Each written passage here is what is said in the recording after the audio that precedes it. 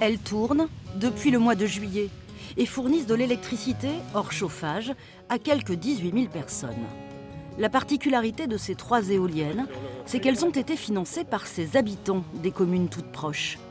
Réunis dans une société à action simplifiée, 220 contributeurs ont chacun investi de 1 000 à 22 000 euros pour constituer le capital nécessaire à la réalisation de ce projet.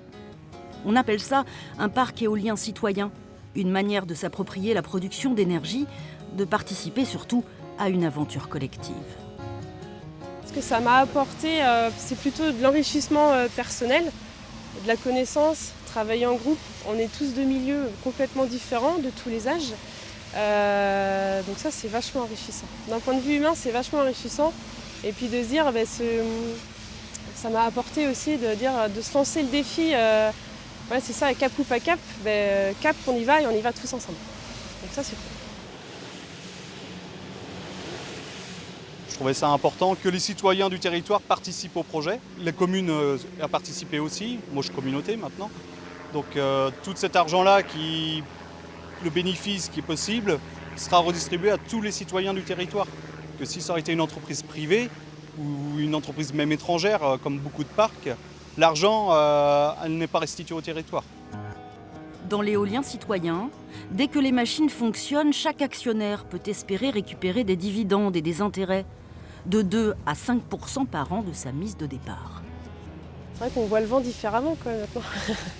Maintenant, quand il y a du vent, on se dit effectivement, on a nos 3 machines, elles produisent de l'électricité et quelque part, c'est un peu grâce à nous. Donc c'est chouette de dire ça, c'est motivant. Ouais. En Pays de la Loire, on compte une vingtaine de parcs éoliens citoyens. Leur production est injectée dans le réseau d'électricité et alimente en lumière l'équivalent d'une ville comme Nice. Initié et porté par plus de 2000 habitants, soucieux de l'environnement et impliqués dans la transition énergétique, ces projets font généralement consensus et sont rarement contestés. Il y a le réalisme local. Les gens, quand ils parlent de l'endroit où c'est possible, ils connaissent cet endroit probablement depuis longtemps. En connaître la gêne potentielle ou connaître les anomalies qui pourraient arriver de ce fait-là, ils le savent directement et ils sont capables par eux-mêmes de trouver les solutions.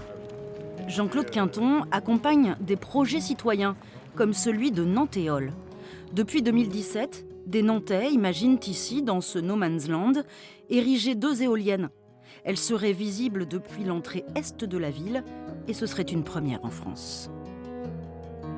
On n'a pas idée d'où vient l'énergie, on ne se la représente pas. Donc implanter 2 éoliennes là où habitent des milliers de gens, ça permet de se leur réapproprier cette énergie, de comprendre d'où elle vient. Et du coup, c'est une vocation de Nantéol, vraiment d'amener du monde, de leur expliquer, d'essayer de faire aussi de la pédagogie. Du côté du collectif citoyen, les études de faisabilité sont prêtes à être lancées. Mais le site appartenant à la métropole, il faut encore convaincre les élus pour espérer voir un jour ces éoliennes tourner.